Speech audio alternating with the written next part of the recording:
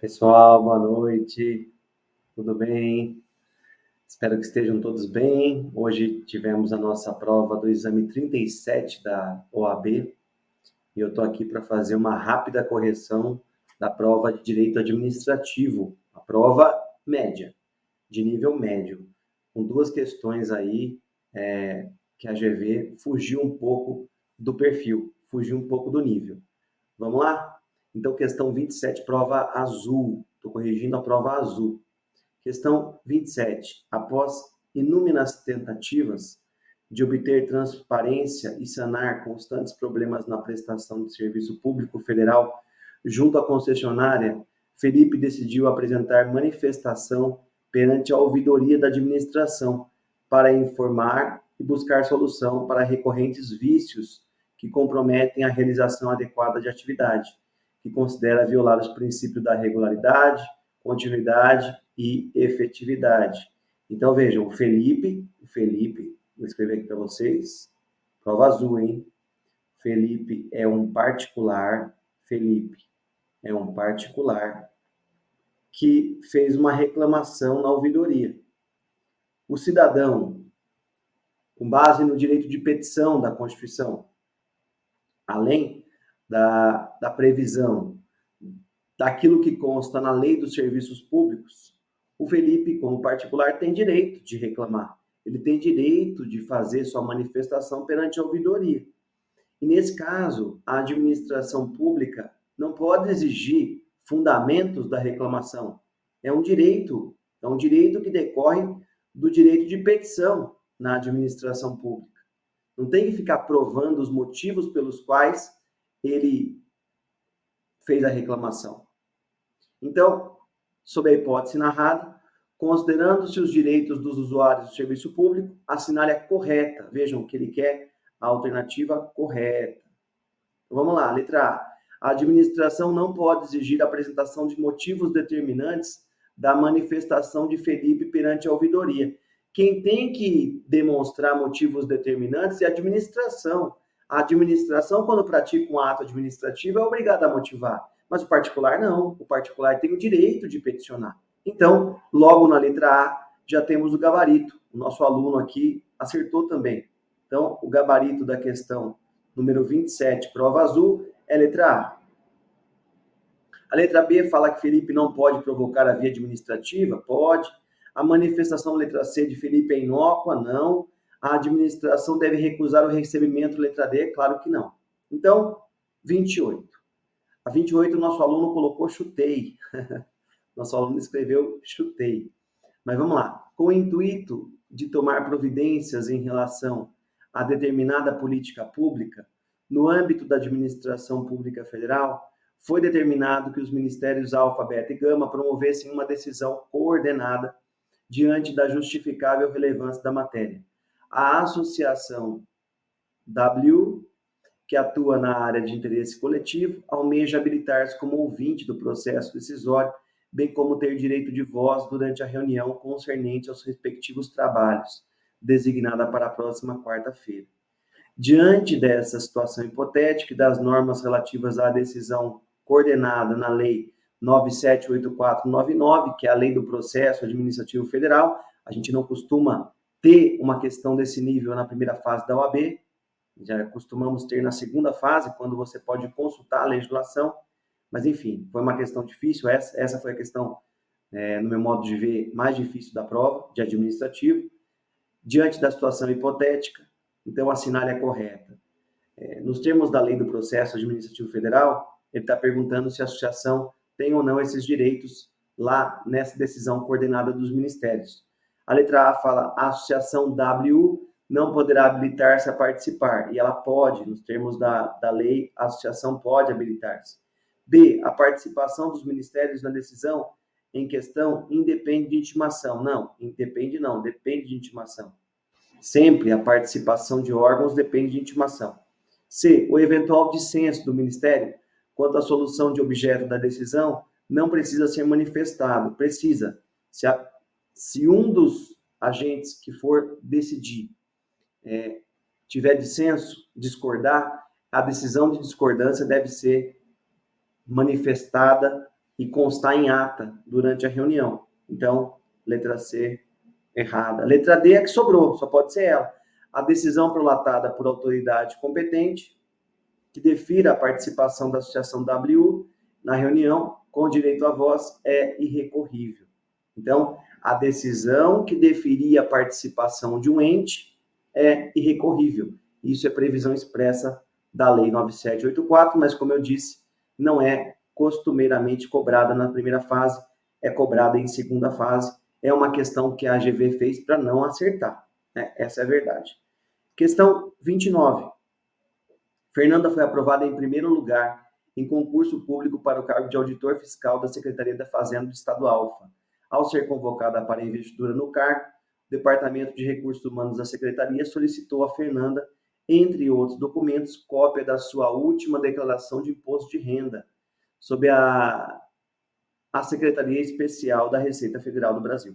Com receio de ver violada sua privacidade e informações resguardadas pelo sigilo fiscal, Fernanda procurou você para como advogado, indagando sobre a obrigatoriedade da entrega da declaração. Com base na atual redação da Lei de Improbidade, que é a nova Lei de Improbidade, assinale a opção que apresenta o seu esclarecimento.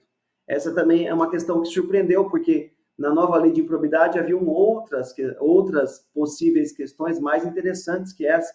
Por exemplo, atinente à violação aos princípios, por exemplo, atinente à prescrição, mas essa questão também foi uma questão fácil, constava na nova Lei de Improbidade, mas simples. O que ela dizia? O que consta na Lei de Improbidade? O servidor público, então vou colocar aqui Fernanda, né? A Fernanda como servidora, no caso daqui a Fernanda, a servidora Fernanda, ao tomar Fernanda, perdão, deixa eu corrigir aqui para não ficar nenhum errinho para vocês. A servidora Fernanda, ao tomar posse e não exercício, e não ser nomeada, a servidora Fernanda, considerem Fernanda aqui, ao tomar posse, vou desenhar a Fernanda aqui para não ter discussão. A servidora Fernanda, ao tomar posse no cargo, guardem bem isso, ao tomar posse no cargo, deve apresentar declaração de bens, aquela apresentada na Receita Federal para fim de imposto de renda. Qual que é a finalidade disso na lei? A finalidade disso é constatar a evolução patrimonial do agente depois que ele entrou no cargo. Mas isso acontece desde a posse, não desde a nomeação, que é antes, e também não é desde o exercício, que é posterior, tá? Então, com base nisso, a letra A diz assim: a posse e o exercício de cargos ficam condicionados à apresentação da citada declaração de imposto sobre a renda, a fim de ser arquivada no serviço de pessoal competente. Pronto, é essa aqui, a posse e o exercício. Então, primeiro a posse, depois o exercício. Mas se está na posse, claro que o exercício também fica condicionado nessa situação. A nomeação e a posse não ficam. Não é a nomeação, é a posse. A nomeação pós-exercício, não é nomeação. E letra D, a nomeação pós-exercício. Vejam que não tem nomeação na história. É posse e exercício. Primeiro a posse, depois exercício.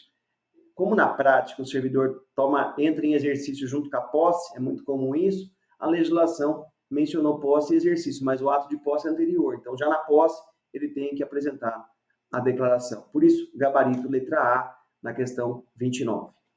Questão 30. Mateus e Geraldo foram presos em decorrência de sentença penal com trânsito em julgado. Questão clássica de prisão na prova de administrativo. Então, Mateus e Geraldo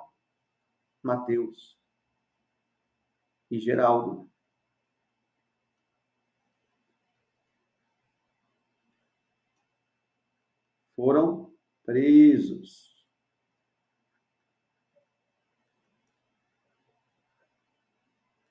Ok. Se ele está preso, o Estado tem o dever de custódia, o Estado tem o dever de guarda sobre essa pessoa. Sentença penal com trânsito é julgado pelo crime de latrocínio. Ambos ficaram inicialmente na mesma cela, em condições absolutamente precárias e insalubres, sendo certo que Geraldo evadiu-se da cadeia. Geraldo, fuga.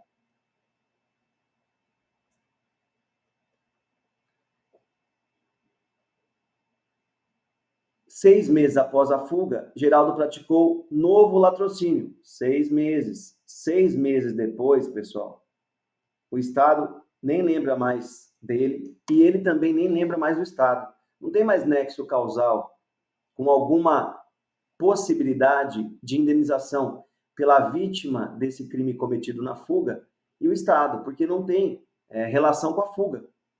Mateus, que ficou muito deprimido pelas condições degradantes do cárcere, cometeu suicídio. Então, Mateus se matou. Mateus cometeu suicídio. O suicídio, sim. Então, eu vou até trocar a cor aqui da caneta para vocês não errarem isso. O suicídio, sim. Suicídio em relação ao Mateus, que a gente tem aqui o suicídio. Nesse caso, a família dele tem direito à indenização. Por quê? Porque a jurisprudência já cansou de decidir isso, que no caso de suicídio de preso, há direito à indenização. Então, Mateus, que ficou deprimido em condições degradantes, cometeu suicídio, cortando seus pulsos com a faca adquirida de Rodrigo, agente penitenciário, fato que poderia ter sido evitado, portanto, se o Estado tivesse adotado precauções mínimas. Diante das circunstâncias narradas, a sinal é correta. Vou mudar a cor aqui só para a gente ficar padronizado com o azul. Então, o Estado poderia ser civilmente responsável pela morte de Tânia, que foi no caso do latrocínio. Não, latrocínio não. Ambas as mortes seriam passíveis de configurar responsabilização. Não. No caso da fuga, não. No suicídio, sim. Nenhum dos óbitos podem caracterizar responsabilização. Também não. Somente um. Letra D. O nosso aluno aqui acertou. O Estado poderia ser civilmente responsabilizado pela morte de Mateus, pois tinha o dever de proteger a incolumidade física da pessoa sob sua custódia, mas não pelo óbito de Tânia, na medida em que não há nexo causal entre a fuga de Geraldo e o evento danoso. Portanto, questão 30, letra D de dado. Próxima questão, 31. A União pretende realizar uma obra de grande vulto com serviço de engenharia, mediante licitação na modalidade de concorrência e no regime de contratação semi-integrada na forma da lei, na nova Lei de Licitações 14.133, em relação ao qual seria necessária a desapropriação. Para tanto, fez publicar o edital que previu responsabilidade do contratado pela realização da desapropriação, estabelecendo o responsável por cada fase do procedimento expropriatório e a estimativa do valor da respectiva indenização a ser paga pelo contratado. Além disso, o instrumento convocatório, o edital, previu a distribuição objetiva dos riscos entre as partes, incluindo o risco pela diferença entre o custo da desapropriação e a estimativa no valor a ser pago pelos eventuais danos e prejuízos ocasionados pelo atraso na disponibilização dos bens expropriados. A sociedade XPTO está muito interessada em participar da licitação, mas tem fundadas dúvidas acerca da validade das cláusulas editalícias relacionadas à desapropriação, razão pela qual consulta a sua assessoria jurídica a respeito do tema. Acerca da situação hipotética, a sinal é correta. Vejam, aqui, embora o tema trate de licitações, é mais importante que você foque na intervenção do Estado na propriedade. Por quê? Porque, vejam, no caso da desapropriação, são dois temas em conjunto aqui. No caso da desapropriação, a gente tem duas fases, né? Vocês lembram disso. A gente tem duas fases na desapropriação. Então, eu vou colocar aqui, primeira fase, que deve ser realizada pela administração pública direta. União, estados, DF, município. Então, aqui, a contratada, e aí entra na licitação, na nova lei de licitações, a contratada não pode se envolver na primeira fase.